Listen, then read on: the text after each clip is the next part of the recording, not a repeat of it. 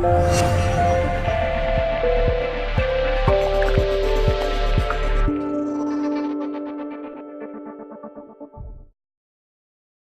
Stuart Thompson, editor of Digital TV Europe. I'm here with Phil McKinney, who is president and CEO of CableLabs.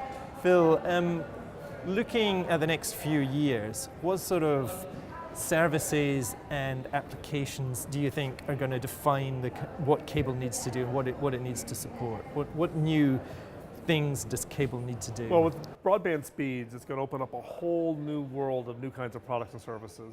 Virtual reality, augmented reality are the ones that are probably the closest to the near term. But we also are seeing some pretty exciting things on entirely new storytelling and entirely new content along the lines of 360 video and immersive, kind of interactive storytelling that requires lots of bandwidth, lots of speed. And for us, it's really about the cable industry building up its network infrastructure, continuing to invest in that network to allow these innovators to come on and take advantage of the speeds that we're creating.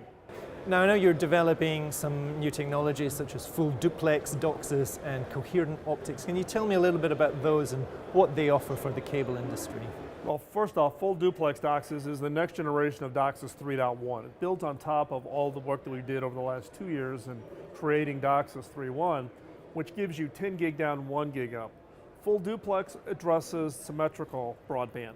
So with full duplex, you now can have DOCSIS capabilities that give you 10 gigabits down and 10 gigabits up. So today, the infrastructure that the cable industry's invested hundreds of billions of dollars to build out can now support fully symmetrical 10 gigabit services. And then with coherent, part of the challenge you create when you create these very high speed access networks to residences or businesses or multi-dwelling units, you become constrained on capacity in the fiber. Today, a fiber strand typically supports about 40 gigabits. CableLabs has invented a new technology called coherent optics, which will deliver 2 terabits across that same fiber strand at 1/10 the electronics cost at either end of that fiber. So now the cable operators will not need to do any form of trenching. They can reuse the fiber they already have in the ground and have more than sufficient capacity to deliver multi-gigabit speeds to wherever their customers are living. Now, looking at those technologies and other things that cable operators are doing in the access networks, how do you see them prioritizing their investments? What are they focusing on currently? And what's determining that? Yeah, the investment strategies really vary pretty widely across all of the cable operators, and it also varies depending on competitive market pressures, right? So for instance, in Europe, there's a lot of fiber overbuild, so we're seeing a pretty aggressive investment cycle in DOCSIS 3.1 with multi-gigabit services with plans to then take that to full duplex. In the US, it's a little bit less driven by fiber overbuilding because it's hard because of the geography of the United States, but 3.1 is being quite attractive and being rolled out pretty aggressively by the likes of Comcast and Mediacoms and other operators there from the standpoint of the new kinds of services that they're seeing coming on, where VR is really getting some early traction. And even in China, where the average speed today is 3 megabits, a lot of interest in getting to gigabits. Gigabit speeds is really being driven as almost an economic requirement for GDP growth in many parts of the world, and so you're seeing a lot of government interest, and so therefore that drives some level of the investment decisions being made today. Finally, we're hearing a lot more about wireless technologies as part of something all operators need to provide.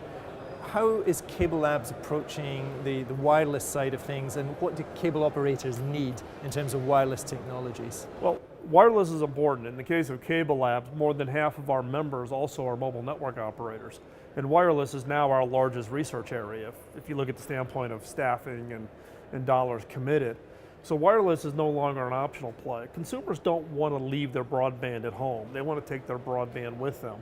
What's interesting, particularly in the 5G, is those deploying 5G networks are deploying those as small cell strategies, which means they need a lot of backhaul. And cable is actually in the best position to partner with MNOs, or the fact that if they are an MNO, they have the ability to use that network for all that backhaul traffic.